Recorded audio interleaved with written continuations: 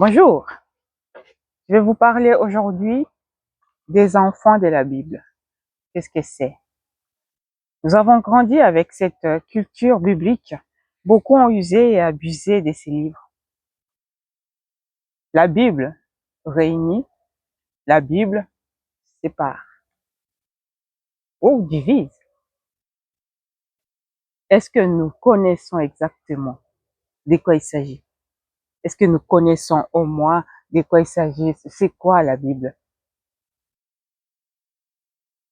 Qui a écrit la Bible? Et qui a mis en route cette machine biblique? Et comment ça s'était écrit? En fait, moi, j'ai grandi avec cette mentalité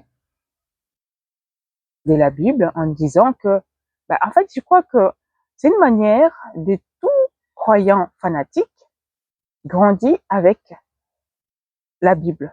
Et les gens cherchent à dominer à cause de ça, cherchent à manipuler grâce à la Bible, à partir de la Bible, pas grâce, mais à partir de la Bible, on manipule les gens, on les dupe, on les vole parfois, ou bien la Bible peut apporter le bonheur, la paix, la joie. Oui, parce que ces écritures qui ont été révélées à une époque par une personne, Dieu s'est révélé à lui a parlé, et aujourd'hui, ces écrits nous apportent le bonheur, nous éduquent, nous orientent, nous corrigent. Oui, la Bible. Mais moi, j'ai grandi avec cette mentalité. Enfin, je pensais que la Bible était écrite par Dieu lui-même. Et j'ai grandi comme ça. Et à chaque fois quand j'allais à l'église, je rentrais à la maison, on nous rabâchait là-dessus. Parce qu'il y a tellement de prédicateurs qui sont vraiment, mais quand ils veulent vraiment vous culpabiliser, c'est les vrais moralistes. Tu rentres à la maison, tu te dis, oh là là, qu'est-ce que j'ai fait? Il faut pas que je fasse ça. Mais c'est bien, hein, d'un côté. Mais connaissons-nous au moins la Bible et qui a écrit? En fait, ce sont des questions qui m'ont hanté toute ma vie. J'ai lisé. Alors, on nous a jamais expliqué, surtout en Afrique ou ailleurs, surtout quand vous êtes dans un milieu où on vous parle de la Bible comme si vous étiez des enfants, en fait. Des enfants, pourquoi je dis que comme si vous étiez des enfants, c'est parce que un enfant, quand on lui montre par un adulte quelque chose, il prend ça avec sérieux, parce que c'est l'adulte qui lui montre. Il prend ça avec assurance, avec assurance. Donc, et du coup, tout ce qu'on va te dire derrière, c'est faux. Il y a que cette parole qui est sortie de la bouche de cet adulte, qui peut être ton père, ta mère, ta grande sœur, ton grand frère, ton grand cousin, ton oncle. Il y a que cette parole qui compte. C'est comme ça que beaucoup ont grandi avec cette mentalité biblique. Et c'est comme ça qu'on nous a appris aussi en période coloniale que nous devons respecter la Bible. C'est comme ça que ça doit être. Donc l'esclave doit respecter son maître, ce qui n'est pas faux. Mais on nous a aussi appris que il y a que dans la souffrance que tu peux voir Dieu. Et pendant ces temps-là, ceux qui nous apprenaient à souffrir pour voir Dieu, eux, ils cherchaient la richesse pour être heureux sur cette terre. Vous voyez, c'est tout ça en fait. Et j'ai grandi avec cette mentalité de se dire que la Bible a été écrite par Dieu.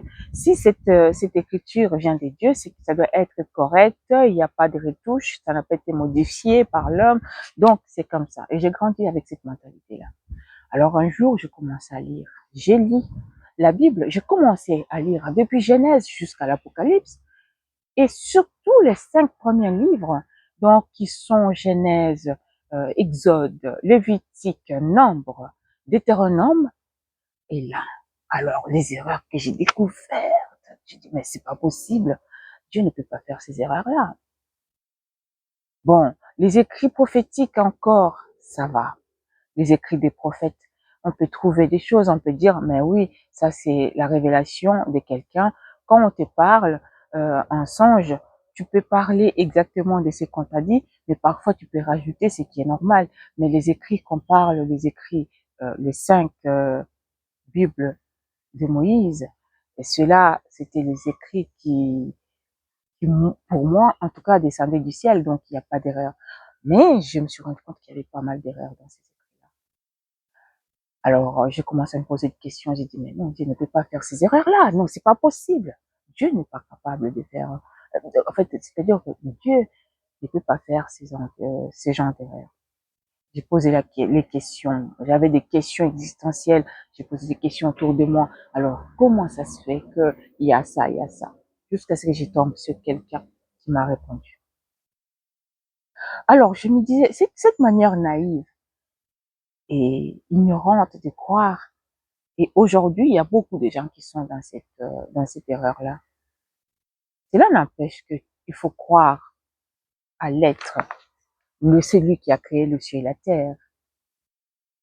Mais croire naïvement, aujourd'hui, il y a des gens qui commettent des erreurs par là, qui veulent même pas prendre les décisions d'eux-mêmes parce qu'ils dépendent de cette parole.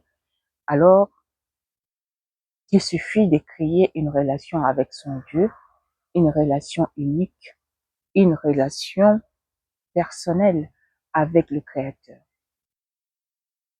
J'ai commencé à me poser des questions. J'ai dit, mais pourquoi ces erreurs? Pourquoi il y a deux créations? Oui, beaucoup de gens ne savent pas qu'il y a deux créations dans la Bible. Il y a la première création qui commence par, en Genèse, chapitre 1, au dernier verset de ces chapitres 1. Et puis, le chapitre 2 commence par le verset 1, 2 et 3. Donc, il clôture le chapitre 1. Et puis, deuxième création commence à partir de Genèse chapitre 2, verset 4 jusqu'à la fin, où l'accent est posé. La première création commence par l'accent, met l'accent sur la façon dont Dieu a créé le monde. Il a commencé le premier jour, il a créé, l'esprit était mauvais dans les abîmes, hein, bien sûr. Donc, et ensuite, il y a le nombre de jours là qui est compté. Premier jour, Dieu a fait ça. Deuxième jour, Dieu a fait ça. Troisième, quatrième, cinquième et sixième. C'est au sixième que Dieu a créé l'homme.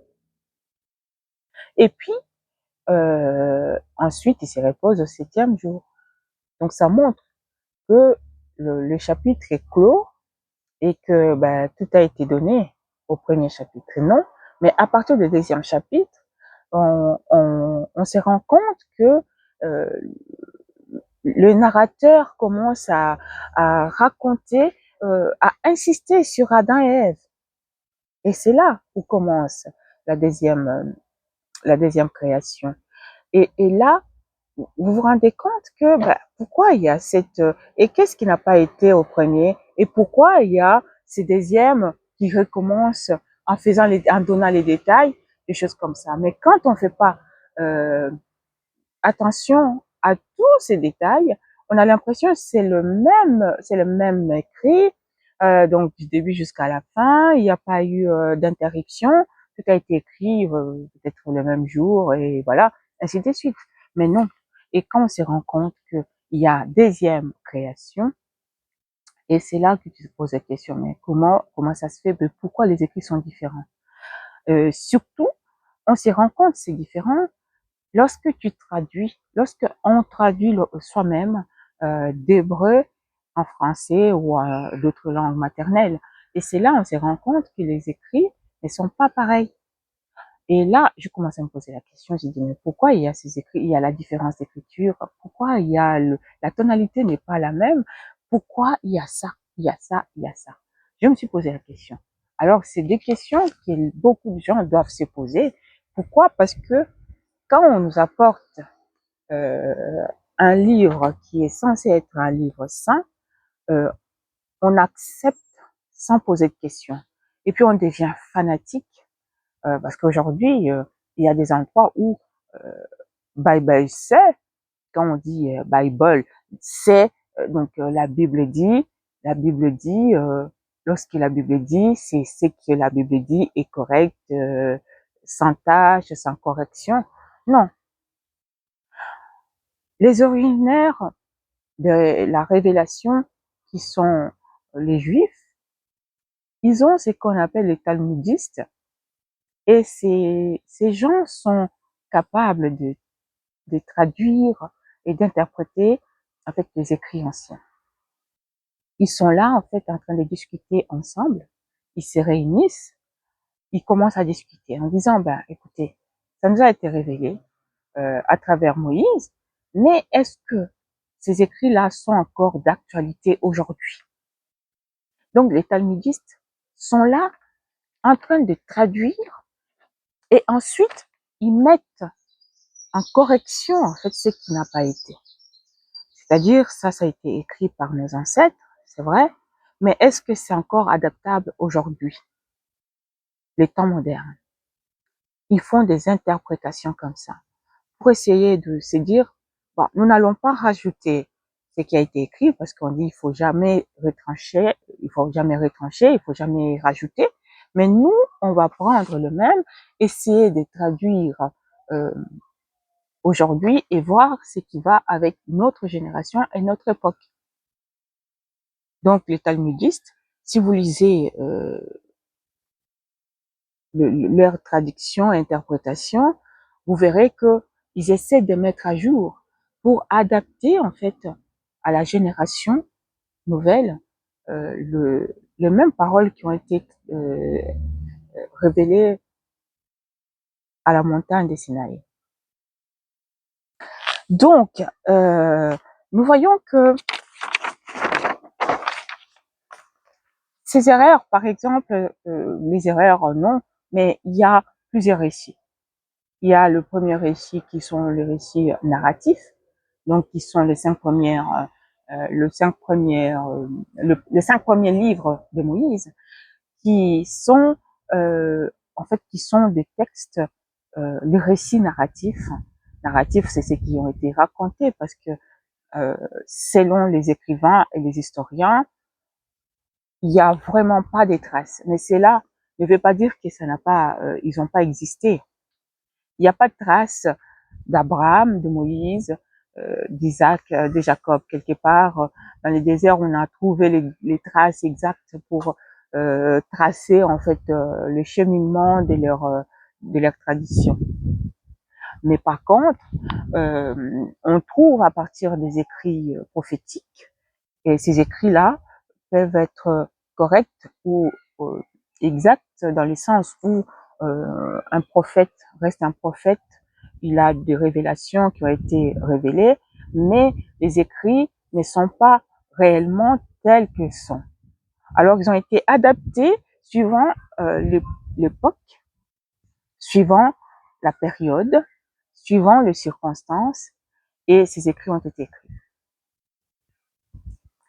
Alors, on va voir que l'histoire d'Abraham, l'histoire d'Isaac, c'est deux récits différents, parce qu'il y a des alliances différentes. L'alliance avec Abraham n'est pas la même alliance avec Isaac. L'alliance avec Isaac n'est pas la même alliance avec Jacob. Et on verra ça au fur et à mesure. Alors, on trouve par exemple dans Exode, on est en train de lire l'histoire de Moïse. D'un coup, ça change d'idée principale. Donc, on se retrouve avec Aaron qui s'introduit dans les écrits comme un cheveu sur la soupe. On ne sait pas d'où ça vient. Et ça se voit pas. Pour un lecteur lambda qui se pose pas de questions, il va prendre tout, dire oui, oui, c'est comme ça que c'est écrit et c'est comme ça que ça doit être. Mais non, c'est pas comme ça que ça doit être. C'est-à-dire qu'il faut savoir regarder, se poser des questions, se dire oui, ici c'est écrit comme ça, mais ça parle, euh, est-ce que ça parle de la même manière?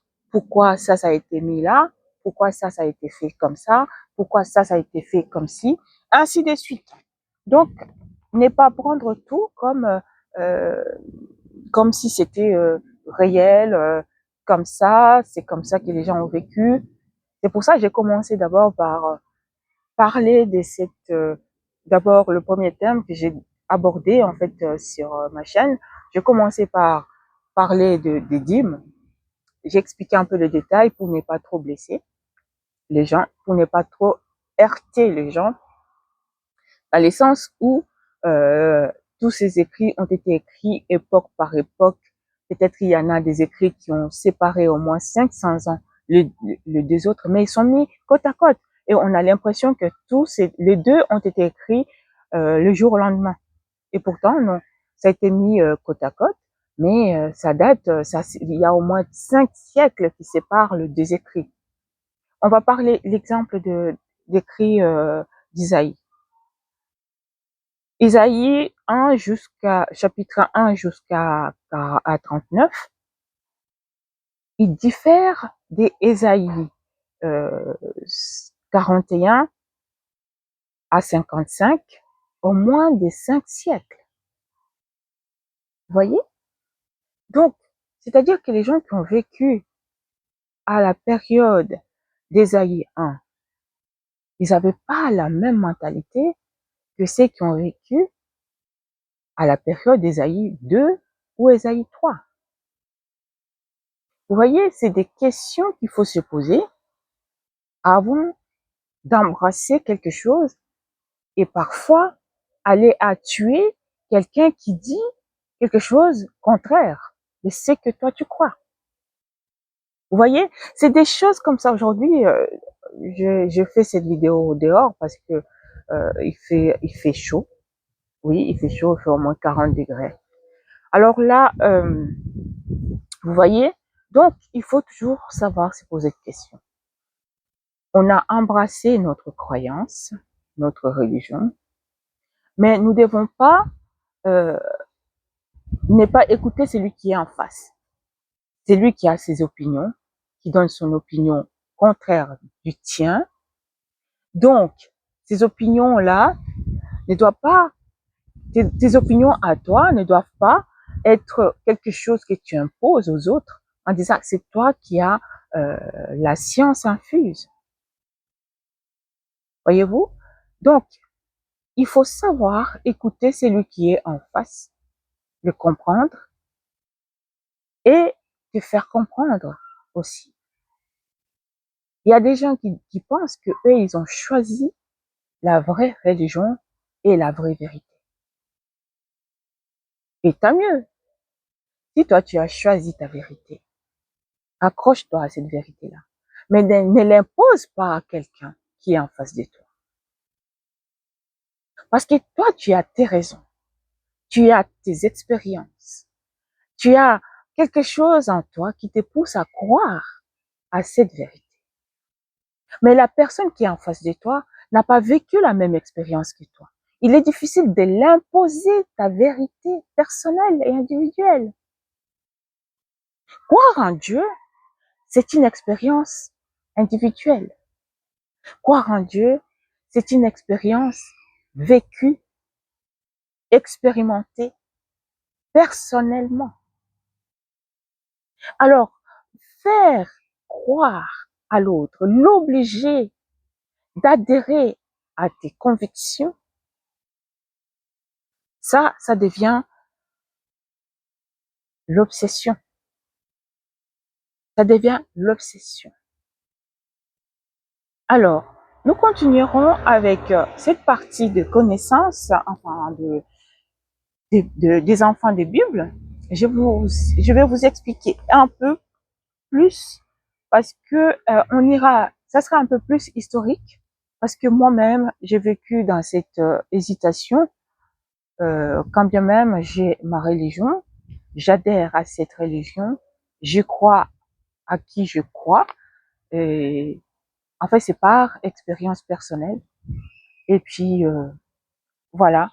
Donc la prochaine partie, ça sera, je parlerai en fait du côté historique avec les choses qui sont exactes, bon, je dirais peut-être pas toutes, qui sont prouvées scientifiquement dans la Bible, et ceux qui sont folklore, quand on parle des folkloriques, ici, ce n'est pas une question de, c'est pas quelque chose qui n'a pas existé, mais qui a existé, mais qui n'a pas été prouvé. Voilà, là on parle des folklore. Mais cela n'empêche que chacun a sa façon de voir les choses. À la prochaine.